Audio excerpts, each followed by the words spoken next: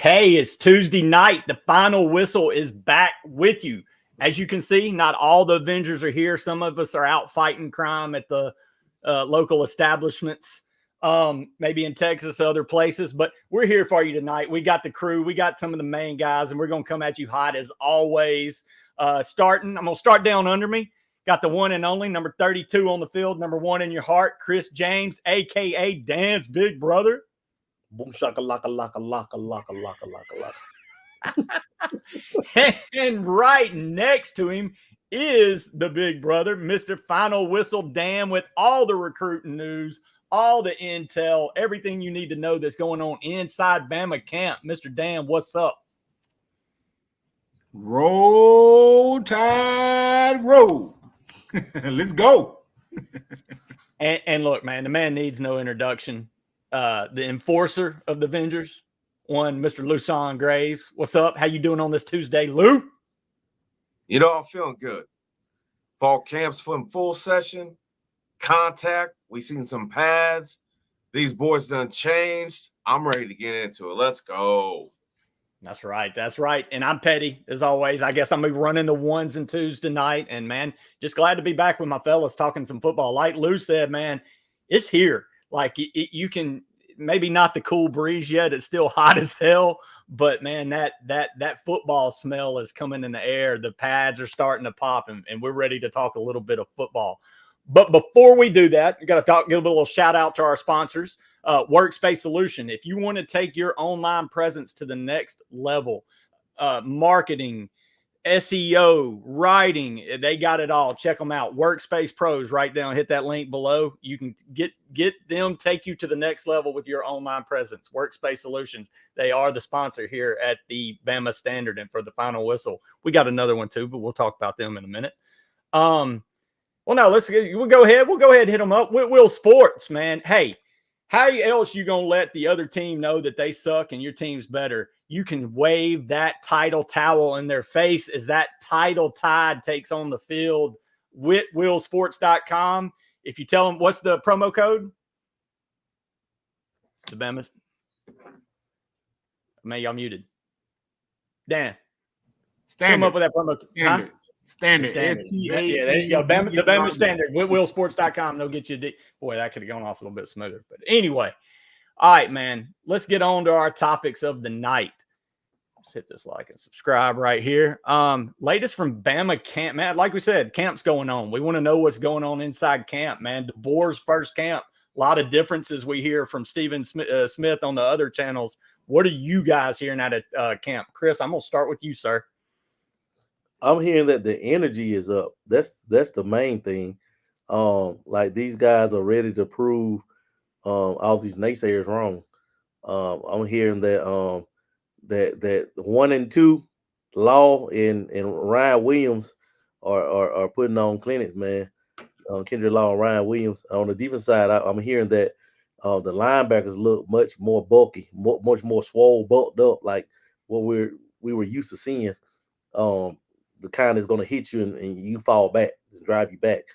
And those freshmen, man, how impressive they look, man. Like, they don't look like freshmen. Those freshmen in the secondary, Zay Mincy, 6'3", almost 205.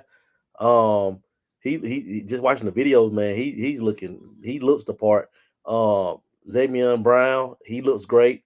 And Bakwe, he's getting praise from coach, his DB coach, Coach Mo. So I'm hearing a lot of things about the young guys that are coming in ready to play, and the O-line. I'm hearing how well we're doing at center with Parker Brailsford, with how he's working with those guards and how they're working in unison. Man, I really expect the biggest turnaround on this team this year is to be the offensive line. So, and I think they're out to prove it. Nice, man. I am hearing what I hear the numbers out of camp this week. Law was clocked at like a 23.6 miles per hour. He's benching 450. Man, those are impressive numbers. And they've hinted at that Milroe's kind of found his guy, his target. And man, it doesn't seem like it takes too much to add 2 and 2 together, that it may be one Mr. Law. Dan, you hearing anything else? Mute. Sorry. I don't know why I keep doing it. But Yeah, like Chris said, that interior offensive line is going to be the constant. I mean, you keep hearing that, but adding Brailsford in was possibly the greatest guard tandem in Bama history. It's going to be special. I'm hearing Proctor is working his way back with the first team. Which was kind of expected. So it's just establishing continuity on the offensive line. A lot of guys at the wide receiver position are trying to, get their time on the field, and it's going to be hard to keep some of them off. But you got the Law, the Ryan Williams, Emmanuel Henderson's. You're going to expect great things out of them. The secondary, still a work in progress. We're working to see who's, Damani Jackson is the constant. So at the corner, the safeties are pretty much locked up. But I was hearing Kane Wommack said that he had 3 starting caliber interior linebackers, saying Justin Jefferson had made tremendous strides. So those are some of the things that stood out to me. Nice. Lou, anything you're hearing? I would say mine's more of an observation standpoint. To be successful in what they've been able to do at this level, to keep that energy as high as it's been throughout camp, is the preparation and the work they did in the summertime and the spring. And I'm going to touch on one important thing in here. These guys took their bodies seriously in the offseason. And I'm not just talking about Keon Keeley, who added 37 pounds to his frame to get up and play defensive line. I'm talking about the guys that shed weight. Tyler Booker, 27 pounds. Jeremiah Alexander getting down just under 20 pounds to play inside linebacker, coming from his outside linebacker position.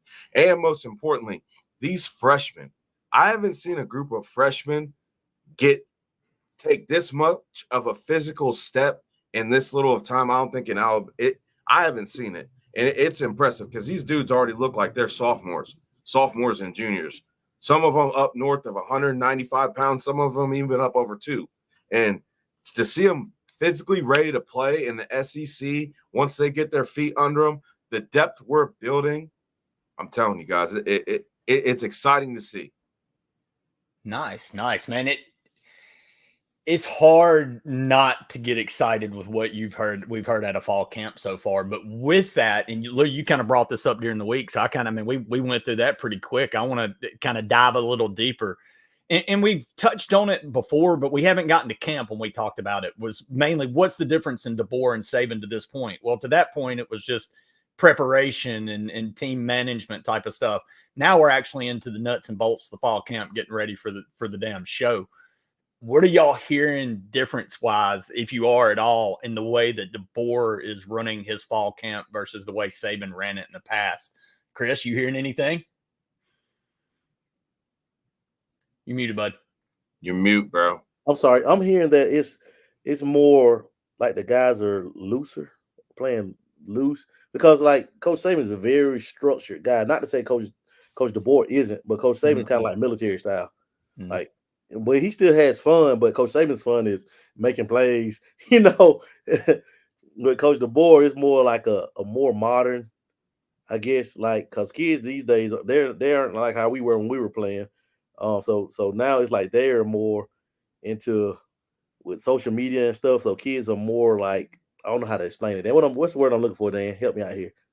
I guess more, I don't know. Kids, I can't explain kids these days, man. You cater to them a little more, so you kind of, you know what I'm saying, make it a little more peace. Because I guess because this generation's attention span tends to not be, kind of how ours were. Like, we had 2.5 straight hours of just whew, and you can't do that now. You really can't. They're different, man.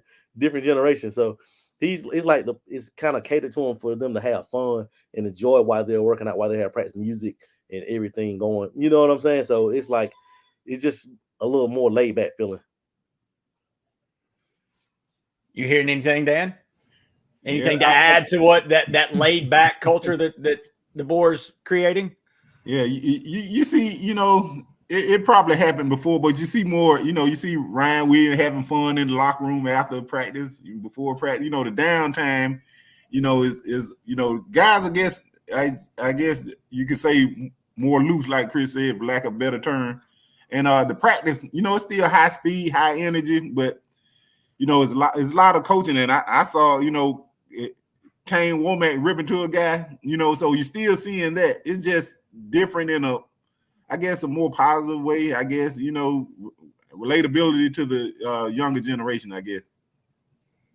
Can you piggyback off that a little bit, Lou? What he said. Let's take some. Absolutely. So, everybody, it's hard to not what Saban did and how he did it because of the damn results. But, the game does change. It changed overnight on Saban. So what have you seen that maybe that the board's doing a little better? Yeah, what the board's doing that neither of these two of my amazing teammates have even mentioned. He's letting the players be individuals as a team. And if you let a bunch of individuals act as individuals, if you can harness all that and put that into a team effort, which Kalen DeBoer is known for, I mean, if you're going to doubt this man's recipe, you don't know football and you don't understand numbers. He's done it at every program he's been at. He's had this mentality. He brings this energy in. These players are not only feeding off it, they're having success in it, and they're having fun.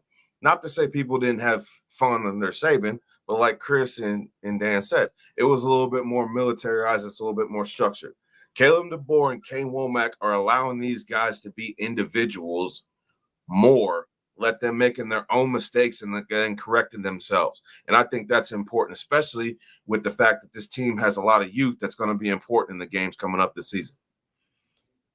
Absolutely. And look, man, to add all that together, I think there's no doubt that this generation of athlete is different from when Chris played, and hell, even different from Saban's first teams in 2010 and or the late 2000s, whatever. But it is different. And man, we saw how DeBoer immediately related to the kids out in Washington and turned that program it was always been kind of good, but they weren't that good. And they had kind of fallen on hard times, and he got them back just like that. And all you hear is Courtney Morgan being able to relate to these kids in the NIL era. And so I am interested to see if he can, do something that became kind of a struggle for Coach Saban there at the end. And that's relate to this younger generation of players. Speaking of things changing, one Lane Kiffin, who coached at the University of Alabama, has recently been quoted as saying the new headsets that are going to be in not just the quarterback's ears, but the middle linebackers' ears are a cheat code. What kind of cheat code do you think this is, and how much of a benefit is this going to be for Sheridan in the ear of Milroe up to 15 seconds before the snap, or Kane Wommack in the middle in the ear of Deontae Lawson, or more Malachi? I mean, it's going to be who's going to be. Y'all might correct me on that, but it's going to be Lawson. Regardless, Lawson. What kind of? And I really, Chris, I'm going to go with you last on this one for a reason, because man, you're the only one on this panel that actually stepped foot on a SEC football field, and I really want you to dive into what that could have done for you as a player on the field. But I'll start with Lou this time. We'll go in a reverse order. Lou, how much of a game changer is this for especially coaches like Sheridan, who are offensive innovators, who can read a defense quicker and has done it longer than any quarterback that's going to be playing for him? What kind of a difference is this going to make? I think it's only going to make a positive difference. It's going to depend on the relationship between the player and the coaches, and it's going to depend on the communication. If a middle linebacker and a quarterback have an elite relationship with their coordinators or whoever's giving them the signal calls in their helmets, then yes, it's going to be a very positive thing. It's going to be an even unfair thing. Depending on what eyes you have glancing on the field, that can be a difference maker and a call and a signal and a tell you're getting from the opposing team. Now, on the other side, if they don't have good communication, that could break a team. Communication breakdown, a coach notices something, the quarterback or middle linebacker doesn't receive that call, blown coverage, bam. It's going to be 50-50. I'm really interested. I'm interested to see how it actually breaks down and what they can actually recognize in actual time Can they recognize what their coach is saying and act it in real time? I'm interested to see how that works.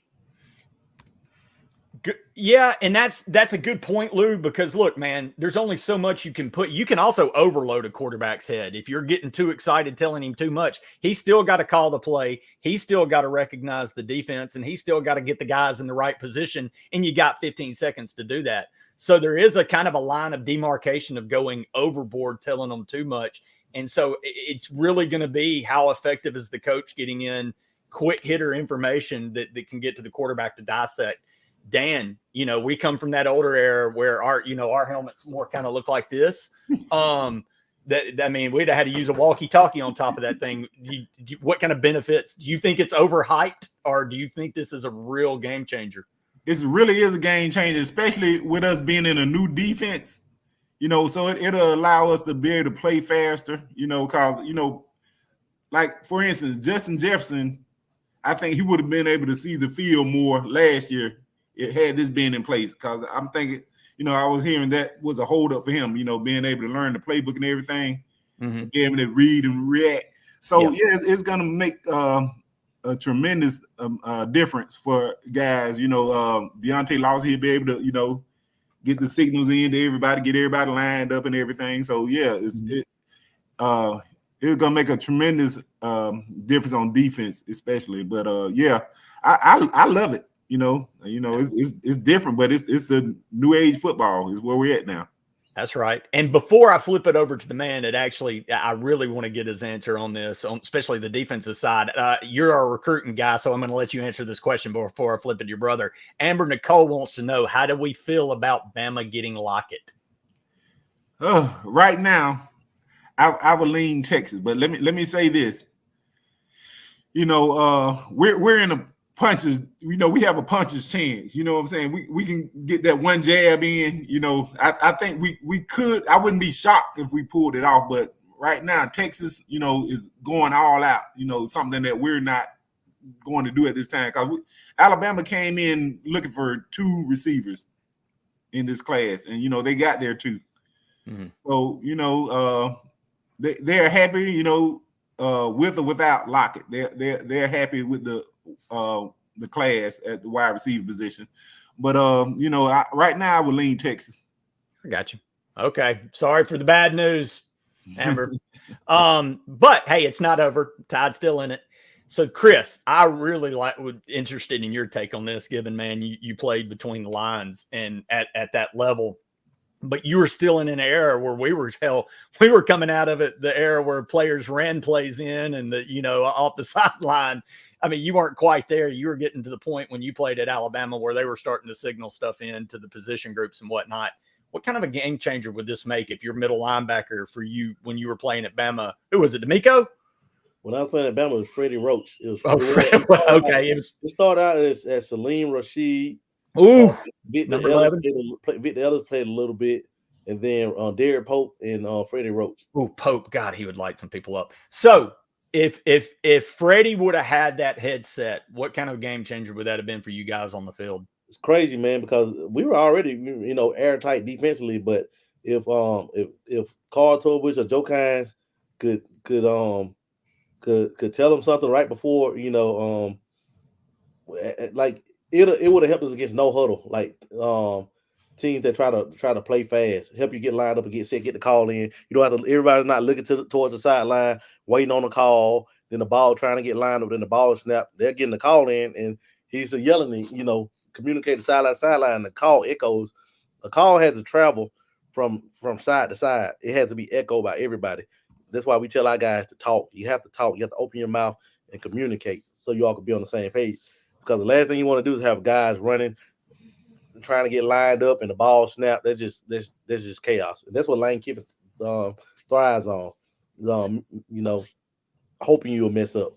On the offensive side, if you can go ahead and get to the line, get lined up, the OC can go ahead and you have 15 seconds. Just say if you get lined up with 25 seconds to go. So you're going to see a lot more teams waiting, disguising, coverages and holding the disguise a little longer, because you're going to see teams run up, and give that fake, that fake hut, that fake count to try to get the defense to move to see what they're in, and then you can adjust and get the play in. Like, okay, we're going blah blah blah. Lane Kiffin's going to kill it, man. I'll go ahead and tell you that now. And Sark, they're gonna absolutely kill it, blow it out the water. The Warriors too. But it's just basically like having a coach on the field, like in practice. It's like having a coach on the field, basically. I agree, man. I think it was well known during Kiffin's time at Alabama what he was able to do with Blake, but a lot of that had to do with, Lane was calling plays and what guys were going to be open before the play started. And, that again, that's just using hand signals to get to Blake, to be able to be in the quarterback's headset. And look, man, there's a certain thing that coaches like Sarkisian and Kiffin have in their ability to dissect a defense quickly. It's the same thing that a Brady or, the greatest quarterbacks have. It's a special instinct that you see what a defense is doing. So like you say, Chris, and I think Sheridan, let's kick it back to Bama. I do think, Kiffin's the one that's calling this a cheat code. So if Kiffin's calling that, either he's being a real brazen, cocky bastard, or he knows something that's about to be unleashed on some people. But to the flip side, I've watched so much of Washington's offense, and I know Lushan has as well. Holy hell, give Sheridan and DeBoer the ability to be in Milroe, helping Milroe out with the reads. Look, there ain't no doubt who the best freaking athlete at quarterback is in the SEC with the best arm. It's Jalen Milroe. You're giving Milroe that type of help 15 seconds before.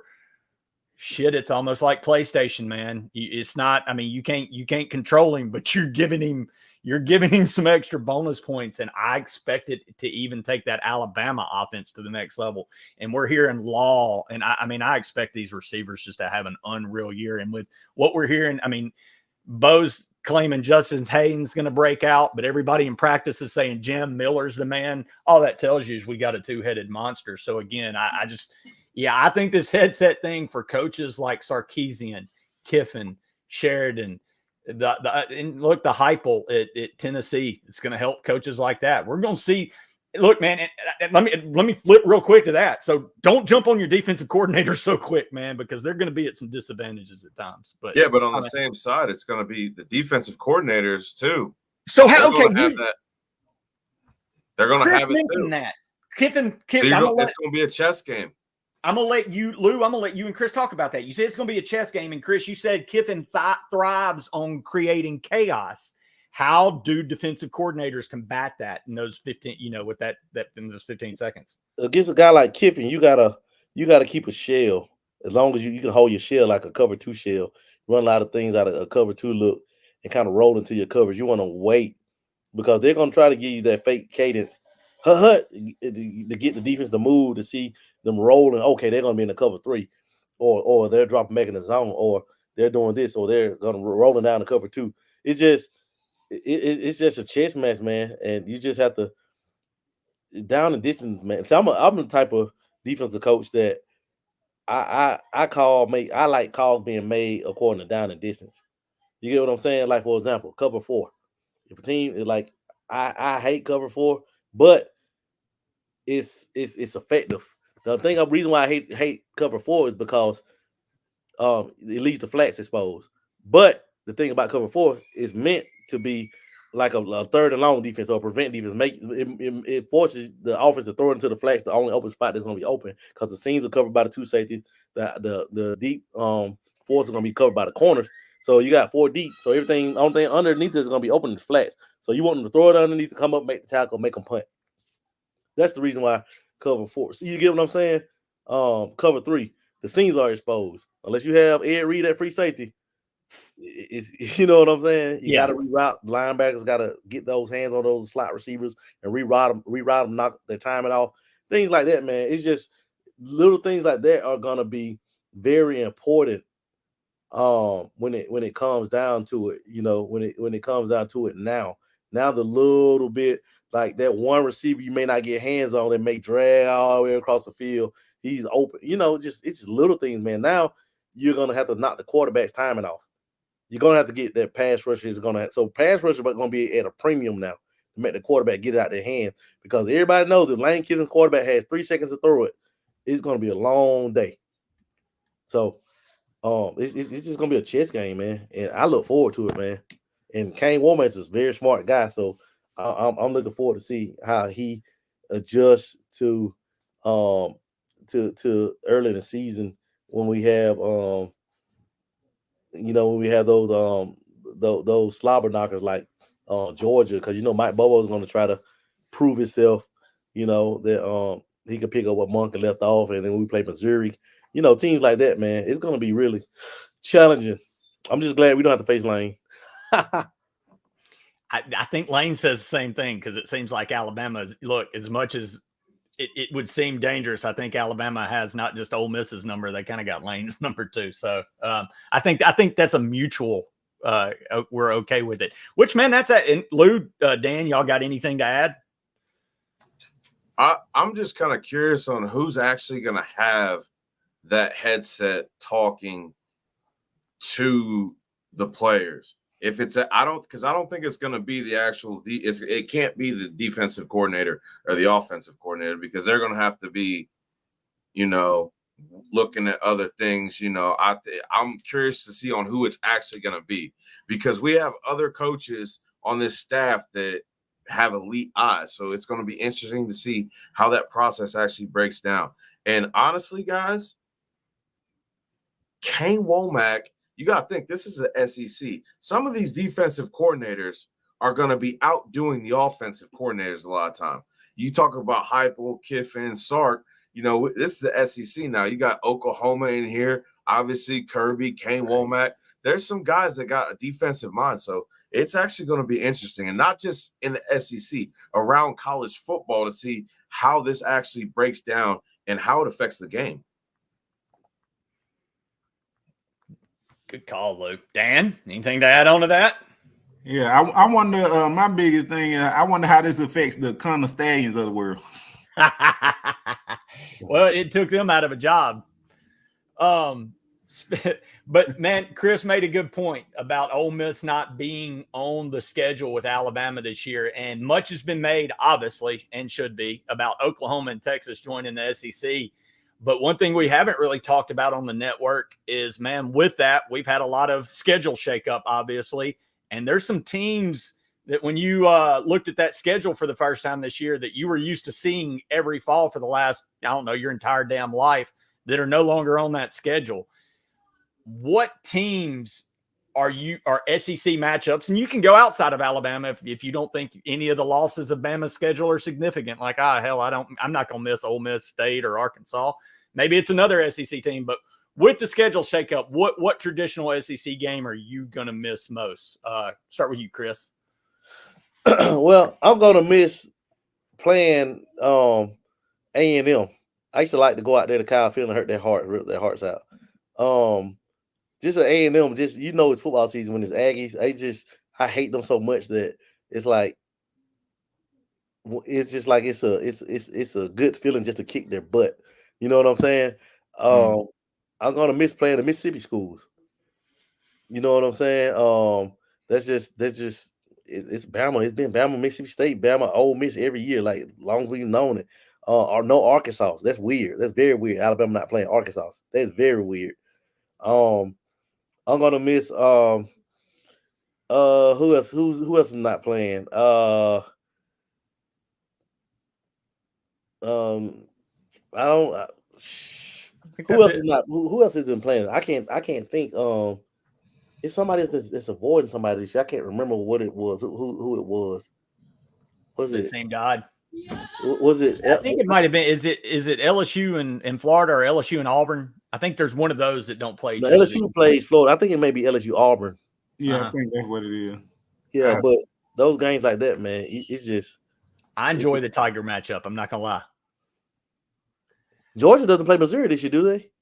No. No. No, they don't play Missouri. I think Tennessee dropped South Carolina and Missouri. So, none of those really, raise the bell. But no, that's what, Dan, who you gonna miss, man? Yeah, definitely. The Mississippi schools. I think that's the biggest one. You know, Alabama, Mississippi State. You know, the same conference, an hour and a half apart. You know, closest two SEC teams geographically in the conference. So, yeah, that is crazy, man. You know, Alabama and Mississippi tend to go hand in hand. You know, and that's well, kicking their ass, playing them, and then kicking their ass goes hand in hand.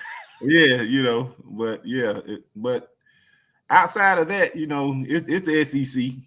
You know, but Bama is the game that everybody circles. So teams that tend to lose Bama, you know, that's their tend to be their Super Bowl. So, but definitely the Mississippi schools, that's one of them miss most. As long as you keep Alabama, LSU, there's nothing else like it. You know what I'm saying? That's an underrated rivalry. It's probably top 5 in all of college football. Okay. It absolutely, and I agree, and I don't, maybe not traditionally because you know, Bama dominating, but in the last decade, man, that's been the SEC. You know, in the 90s, Florida, Tennessee was the biggest game in the SEC. That decided pretty much who was going to win it. For the last 12 years, it's been Alabama, LSU pretty much, and that game decides. And hell, sometimes they had to play twice. So no, I'm with you on that, Dan. Keep that damn game on the schedule for sure. Lou, I know you were very passionate about your Tide and the traditions of the SEC. Which one of these are you going to miss the most? I don't give a piss about nothing but the daggum Tide. That's going to be a segment, by the way. I'll stand on that mountain right there. Listen, guys, this is the evolution of college football. We're in the new world. People want different games. I'm not saying I don't honor history because I'm a history buff myself. But one thing I know about history, it definitely is eventually going to repeat itself. So I think that eventually we will get back to seeing these legendary SEC teams. But right now, with the expansion of the 12-team playoff and us going to Wisconsin, I think that's a good thing. I think we're spreading the SEC muscle around the country. I think this gives us an opportunity to flex what this team has early on in the season. I think the schedule shakeup is an actual good thing because the schedule shakeup actually gives certain teams that, you know, only graduate 41% of their people that go to their university in the University of Georgia an actual SEC schedule that they haven't had to play the last couple of years. I think it gives, you know, the new guys in Oklahoma not a nightmare. They're basically playing a Florida schedule, and Florida is just that schedule's awful. No one in the Big Ten even knows what that's like, playing teams that actually can win football games every week. It's impossible to do in the Big Ten. But as far as the traditional games, I will miss the Hogs, because our panelist is known as the Hog Killer, and that just gave me motivation just to watch Alabama, you know, just roast a hog on Saturday. But other than that, we still got important games, guys. We still got the team that we don't talk about that has the massage parlors. We still got them checkered orange, like overall wearing just berries and that make whiskey. But, you know, we still got games that we can still hate people. We still got those Louisiana people that still think they can sing. We're good. Alabama didn't lose our tradition because everybody wants to see us lose, so they're naturally going to give us the toughest schedule. So, flat out, I like it. Can't wait till it happens. I'm with you, Lou, man. And look, things have got to change. Before we came along, like Ole Miss and Bama didn't play every year. All these teams now, Mississippi State and Bama did play every year. But I'm kind of with you, Lou. I'm kind of excited. There's none that I'm just completely torn about this year. But if I did, you know, did pose the question, so I'm going to answer the damn thing. I'm definitely not going to miss Ole Miss Bama. That was the most hated game for me, period, because obviously I'm the weirdest damn fan in all of college sports. I'm an Alabama graduate that also cheers for Ole Miss. Don't ask me to make sense of it. What was your Petty? What was your anxiety level like that game? I hated it because I knew because I am an Ole Miss fan, and Bama owns Ole Miss. I knew Bama was going to win, so I hated going to it because it was like, yay, we're going to a football. You know, you usually go into a game because you're excited at the hope of opportunity. There's no hope when you're playing Alabama. So you go to the game and like, it was more of a, let's just get this over with. Bama get their W. Let's not make let nobody get crazy and let's just get the hell out of here. Now I don't have to do that shit anymore. I did hate it. I hated the game because I love Alabama and I love Ole Miss. And I hated always having, it just sucked. So I'm not missing that game at all. With that said, having loved those two teams, also loved when Alabama would beat Mississippi State's ass on an annual basis. So I'm absolutely going to miss the most the Alabama-Mississippi State game, because that was a one Saturday night that I cheer for, Alabama every game but the Ole Miss one. But that's the one Saturday night that I could really cheer for some Alabama, because I loved watching them kick State's ass. So I am going to miss that one. But outside of that, man, not too many. I kind of hope Bama and Ole Miss meet up in Atlanta. I think schedules, you never know, man. So coaches poll think they both got a shot to end up there. So we'll see, man. But I guess that's it. It would be Mississippi State. But I'm kind of with you guys. I'm excited about some of the new ones. As long as you don't screw with Bama LSU, Bama in the puke orange, Bama in the Messiah, we're good. Outside of that, I think we're all right. But with that said, and like Lou said, I don't give a piss about nothing but the Tide. I kind of did this one earlier, but we're going to do it again. So it don't matter what team's rolling into Bryant-Denny. Show them your Bama love with the title towel. Wave it in their face. Show them your pride. Shake it like you ain't got nothing else to shake. Title towel at whitwillsports.com. Tell them the Bama code Bama, the Bama standard, and I think you standard, just standard. Oh, just standard. See, man, that's why I got Dan here. Keep me straight. So, guys, scratch that. Just standard, and you will get a discount at Whitwill Sports. And show those Bulldogs, whoever's coming into Bryant-Denny this year, Missouri Tigers, who the damn best is. Whitwillsports.com. Title towel. Get yours today.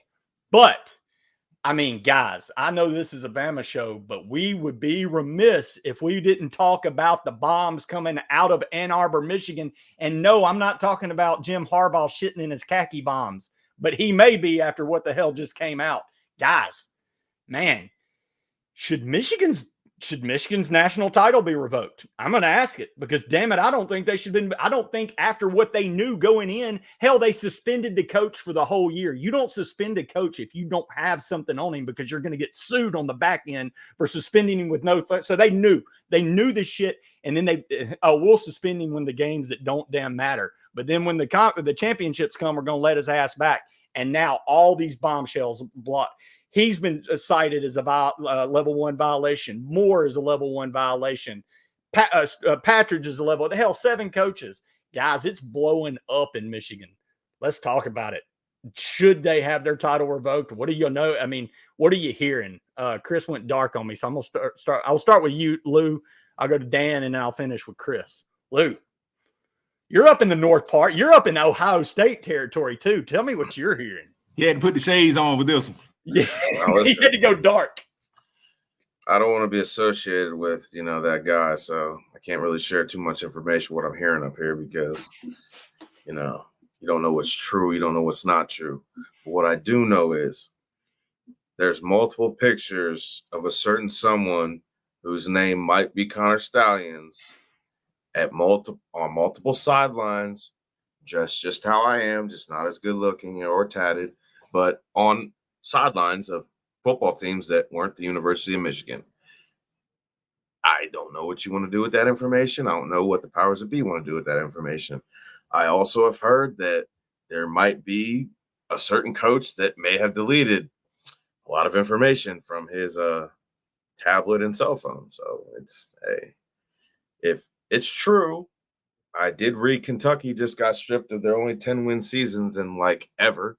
So for pretty much doing nothing. But if there's going to be somebody that, cheated blatantly, I think they should definitely be stripped of everything they got and probably more.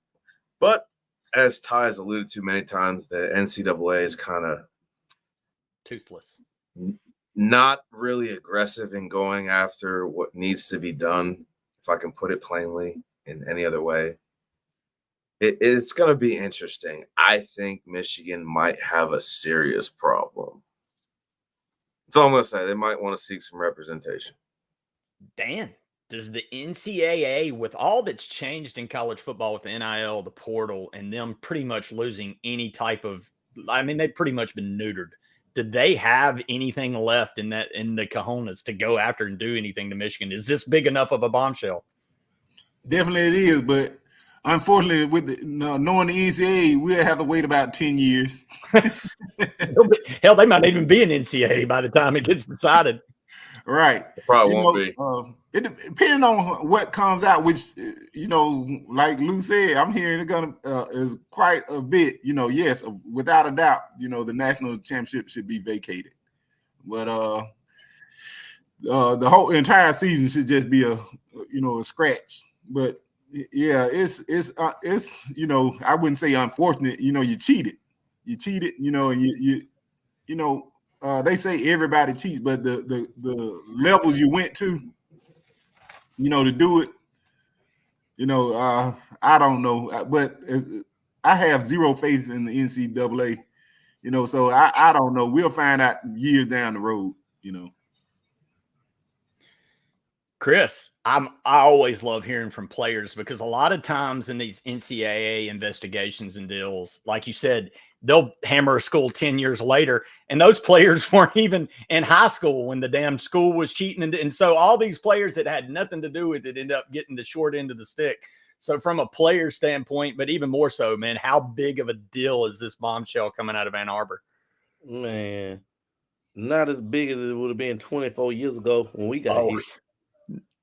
If this was 20 years, they would have got the death penalty, man. But not even close to what Bama was toying with. Right. I mean, it's bull, man, because we got hit hard. I had to miss 2 years of bowl games. Perfect. 1 year I had to miss the SEC championship because 1 year we won the West, but couldn't represent in Atlanta. And that was the best. Bama, like that team with Moorhead and Jared Johnson and Kenny King. Man, we had a squad at 2002 team.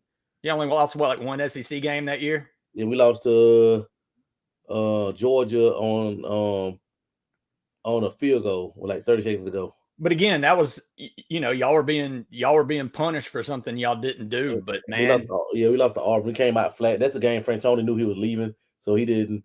He looked dead all week. He didn't have no emotion in practice. We didn't game plan with a flip, and we lost the game. We didn't look nothing like ourselves. So on the flip side, though, should they again, don't hurt the players down the road, but should they strip their national title? Doggone right, man. Come on, dude. This dude had on a Central Michigan outfit. This guy, like, come on, dog. That's horrible, man. That is like cheating. It's like getting caught. It's like your boss decides to circle back around and you get caught with your hand inside the safe, taking money out after he done locked it up for the night. Like he got caught. Like it's crazy, man. But the thing about it, man, the NCAA is so spineless and so powerless. Like they do what all Michigan's gonna do is pull out and try to form a minor league football, which they want to do anyway, because the NCAA already doesn't have power. And I think within the next 5 to 10 years, they're gonna be obsolete. They're gonna be like I'm trying to think of something that they used to be and that went away. They're gonna be like the WCW. When the WWF took over. Yeah, they're just gonna fold. Man. That's probably a good comparison. Well, I want to end it. NCAA, National Wrestlers Alliance. So, Harbaugh is denying any knowledge that cheating was going on. Of course, horseshit. Let's call that. That's bullshit. Man, that dude's khakis were so far up his hind parts, he didn't even know what the hell was going on. So you don't know what's going on in your program, then you're an okay, so we can deduct two things. You're the biggest idiot on the planet, or you're the biggest liar on the planet, which leads me to this quote. Yeah, I do have a comment. Never lie. Never cheat. Never steal. I was raised with these lessons. Now, he says I was raised with these lessons. He doesn't say he actually implements these lessons until this. I have raised my family on these lessons. I preach it to my team. But what he apparently doesn't teach these lessons to are his other coaches, because they were lying, they were stealing, and they were cheating like hell, because that's how they won a national title. So this comment from Harbaugh is so, tone deaf at its finest. Harbaugh, Lou, you got something to add to that? Hold on a second.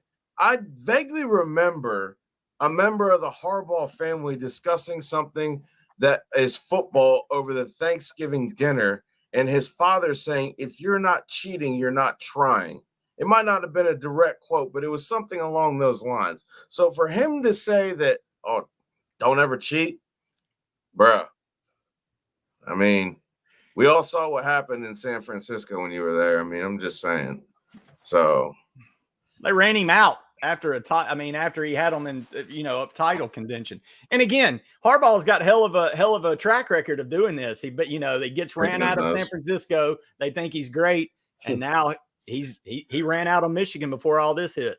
All I can think about then is like the movie Booty Call when Bernie Mac was the judge. He walked in the gas station and he saw Jamie Foxx and Tommy Davidson. And he told him not to do it. Then the girl said, "Come on, Judge." He was like, "Yeah, well, you know exactly what I'm talking about." That's what that hormone quote remind me of.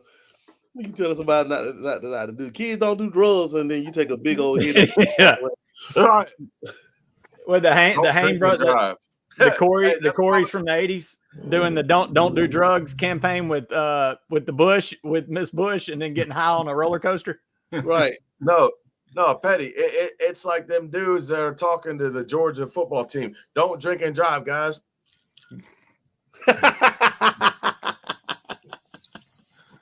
I mean, you can't even play with them on NCAA football. They got too many players in jail. You spend most of your NCAA time in recruiting on the guys that are in the prison. And what they say, do as I say, not what I do, not as I do. What they say there? What's that quote? I did hear they're adding a new law facility at the University of Georgia that's specifically geared to getting players out of jail. So that's a positive thing. Man, they're gonna have a no, they just need to have a defensive driving school. I think they have too much defensive driving, Dan. All I know is the folks up in Ohio are probably going nuts over this story. So it's going to be interesting to see how this plays out, man. Because look, you can't deny how, like you said, what Alabama did, what Ole Miss did under Hugh Freeze wasn't a drop in the bucket to this, and they got hammered. I'm real interested to see in this new era of college football what kind of teeth the NCAA has left to go after a team like Michigan when it's 68 games scouted, not just Central Michigan, guys. That's the one they got pictures of. There's 68 other games this team was scouting that they know of. And Harbaugh's going to claim he don't know. Oh, horseshit. But look. Go ahead, Chris. The NCAA is like a shark with a toothache. You have all those teeth, can't do nothing about it. That's it's like a shark with buck tooth. Teeth pointing outside, not going to do nothing. All right, Terrell is back in, though, because we don't give a piss about nothing but the Tide here at the final whistle. We got football season coming up. And with that, man, we got we've talked about the old cats a little bit throughout the offseason, and we have touched on some freshmen we're excited about. But, man, going into this year, let's start a prediction. Let's do a prediction thing to close out the show. Everybody likes a prediction. Everybody can chime in the chat. Who do you think will be Alabama's freshman of the year? And I'm going to start. Question. Yes, sir. Does this include the redshirt freshman or no? We're talking it can include a redshirt, a guy that hasn't played. I'll give the red shirt. Okay. No lose answer. Yeah, I know her. I know exactly. That's why I'm going to go last. I'm going to start. You want to go last, Lou? Let me go last. All right. Chris, my man, the myth, the legend that played number 32. That might have just been the number of rooms he would run through a night at Rose Tower on any given Friday night pregame. Who you got? Alabama freshman of the year. Any given Saturday at Chris James. Saturday night. Not only will this guy win be Alabama's freshman of the year, he will win SEC freshman of the year, and that's Ryan Williams. Easy answer. Is it that easy? Or I don't want to do that easy. No, you haven't seen. No, this guy is probably going to be the most explosive freshman to come on the scene since Percy Harvin in the SEC. And I'll be honest, I talked with Lou about this on the side. I think he's going to be one of the best. I do think he's going to be great, but I do question him coming in out a little bit early. Body size, does he need to get a little bit bigger?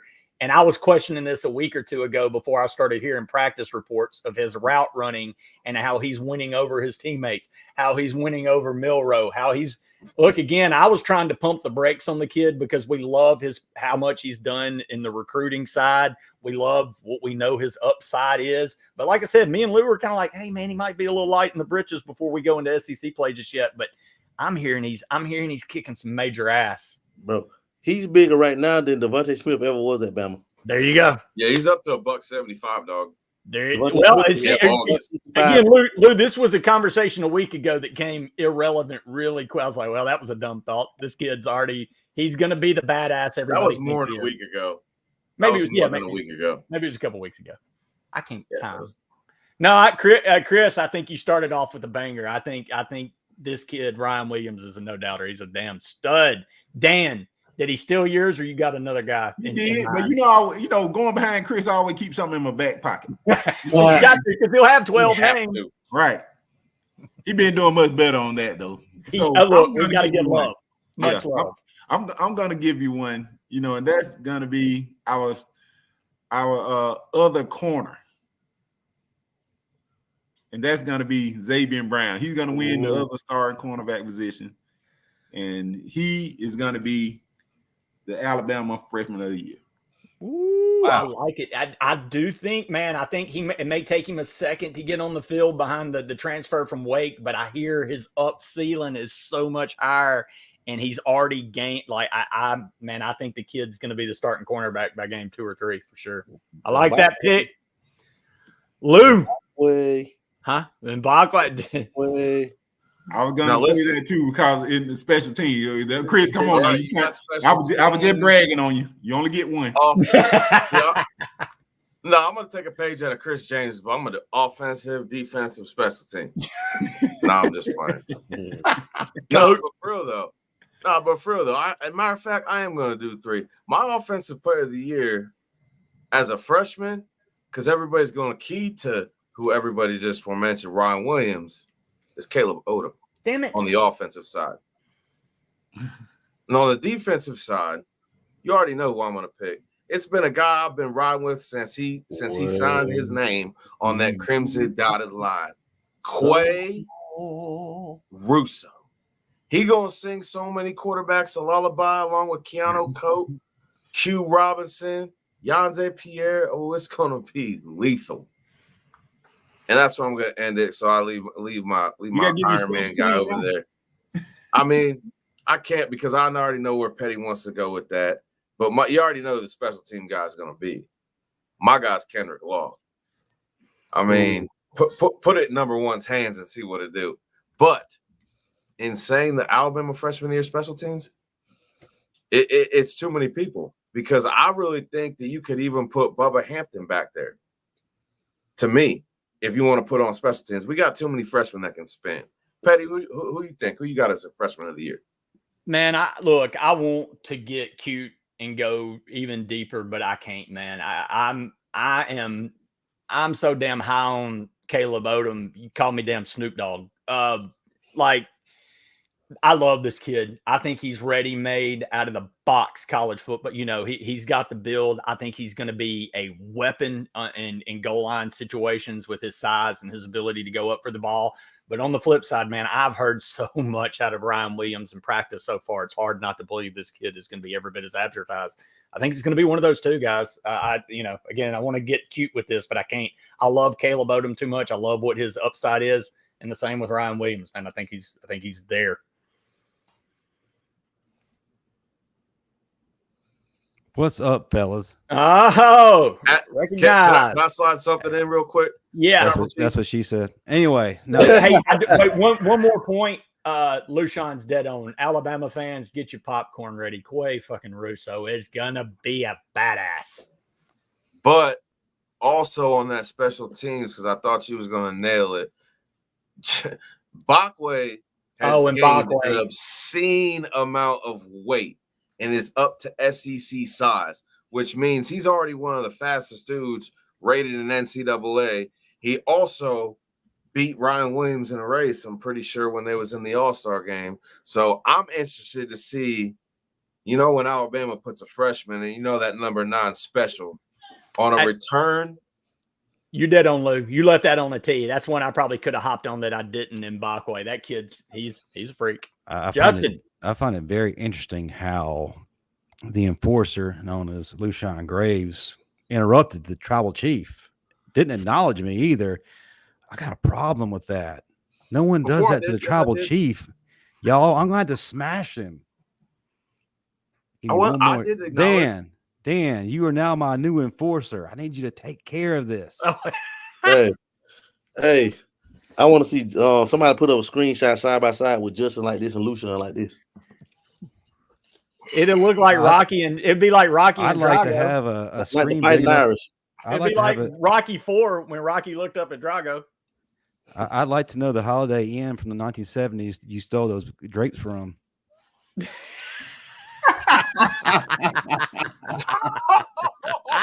Oh, damn. Oh, he said Holiday Inn. Express. Justin, that's why you will always forever ride in the back seat when we were with Lou.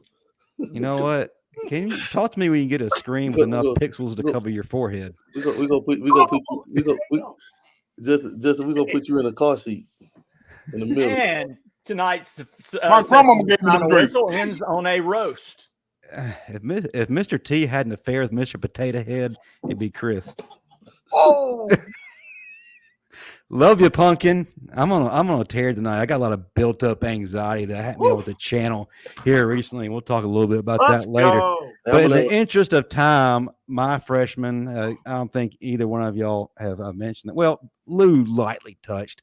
I like Aaron Bubba Hampton. We saw a nice glimpse of him in the 8A game. And if ever there was an offense designed for a wide receiver, or, man, he could do pretty much anything, utility switchblade knife, this offense is for that guy. I like what I saw for him. I love the tremendous upside. He may be snuck into the offense sooner rather than later. And then I'm going to go linebacker on the other side. Justin Orokunwo. Forgive me if my Mississippi accent butchered that. I like the kid. I like how fast he's catching on.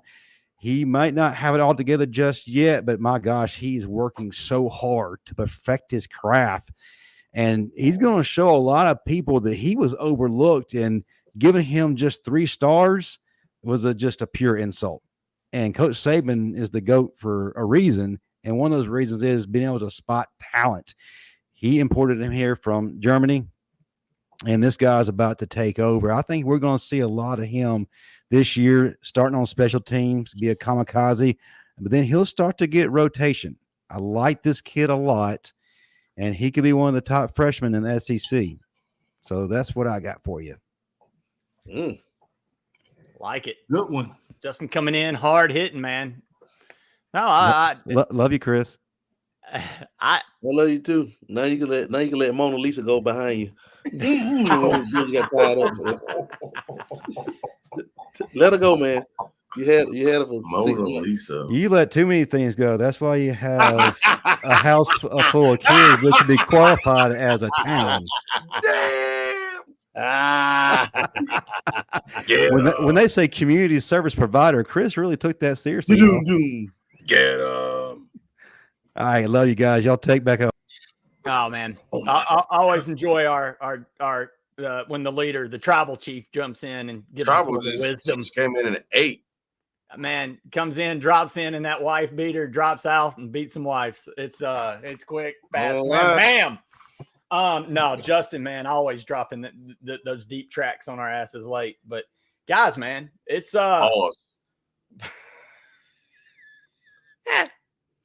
guys, always been a hell of a show, hell of an evening with the Avengers. Again, we were a little short-staffed. I think Matt was working the strip club circuit out in Dallas, seeing if making sure Hugh Freeze was staying out of that territory. But hopefully he'll be back with us next week. Ty, working all the channels, he'll hop in. But guys, man, as always, a wonderful night with you guys. Plug your stuff. Follow us. Hit the like. First of all, man, if you're in there, we got 80-something people. Hit that like and subscribe. Give us some love so other people out in the intranets see us and watch as well, because, we like people watching us. But with that said, Chris, where can people find you? Well, you can find me on Facebook at Chris K. James. Chris K. James Sr.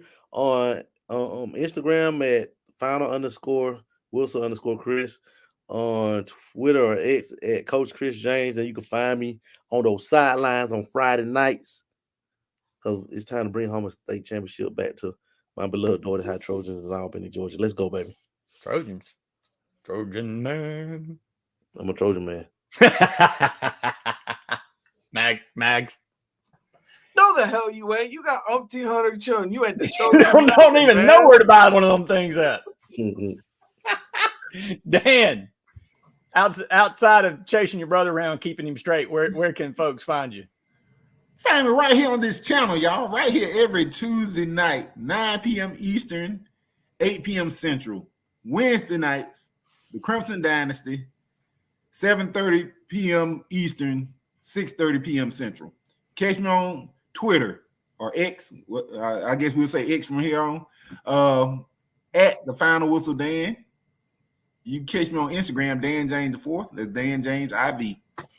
And y'all make sure y'all hit that like and subscribe. Y'all another banger of a show. I appreciate you guys. Roll Tide. Might I add another show tomorrow night? Teague's Take, 8:15 p.m. Central, 9:15 p.m. Eastern. George Teague, arguably one of the most recognized dudes in Bama history. I mean, Daniel Moore paintings everywhere. We see him in the intro in Bryant-Denny Stadium. Check him out. BJ Stabler is going to be his guest tomorrow night. Definitely want to check him out. If you don't remember him from his playing days, shame on you. He was that dude. Chris, you can attest to that. But also, he is the president of the A Club. That's very prestigious for the B Sci-Fi alumni. And then Saturday night's Talking Bama with Josh JT Tucker, Justin JB Baines, and Stephen M. Smith. You definitely want to tune in for that. That is the end of all things, and it's a great way to end your week, guys. If you hadn't watched it yet, you definitely need to jump on board. It's great content that they are providing, very entertaining. Also, man, I forgot one of their co-hosts. I'm sorry, Marshall Bean, great new addition to the cast. Forgive me, Marshall, if you're watching, but he definitely brings a great little extra to the show as well. So y'all tune in to all we got. We got an incredible season that is coming up for all of you. And don't forget, the post-game show is returning this season. You'll see some of these beautiful faces you see right here on the panel live on that show. But thank y'all for letting me speak my piece and roast Chris just a little bit. I feel like that Dan needs backup every now and then. Yeah, I'll be back. Y'all, that's Big Brother, remember? Dan's Big Brother. All right. And to the big brother of the show, because if you've seen the picture, you realize he's the biggest bastard of us all. Lushan, where can we find you? I mean, probably grazing in the field somewhere. But on Tuesdays, you can find me on YouTube, Final Whistle show at 8 p.m. Central, 9 p.m. Eastern on the Bama Standard Network, talking about the greatest team in the greatest country on the planet, coached by the greatest coach in college football right now. Y'all better hop on this damn Crimson Tide train or I'm kicking you off my damn self. And as these guys have all tested you, I'm the biggest and the baddest. So holler at your boy, Lushan. You can find me at Rolu21 on X, Lucian Graves, Facebook, and Instagram. Football's here, guys. We're about to get hot on this network, so y'all better pay attention. Let go. Man, get me damn fired up, Lou. Hey, I can't add much more. Daniel Petty. Find me on Facebook, the only Pettey, Daniel probably in that thing. X, Petty _ Daniel _ Petty, Petty _ Daniel, one of those two. And man, Tuesday nights, find me with the greatest cast on the planet at 8 Central, 9 Eastern, the Final Whistle, the Avengers. Also, coming up this season, I do have a little side project coming up with the Bama Standard. Probably once or twice a week, I'm going to be coming out with probably 15 to 30 minute, just little quick hitters it's going to be all college football, all what's going on in the nation. It's not going to be a lot of just chit chat hanging. It's just going to be in your face data, what's going on, hot topics, anything. So look for that coming out. But like more importantly, most of anything, check us out every Tuesday night with my guys, the Final Whistle. We love y'all. Hit that like and subscribe. It's football season. Holy man, we can only end on 2 words with some hype with it being 4 weeks away. Guys, how do we end this damn thing? Roll Tide. Make Bama great again. Nothing but it.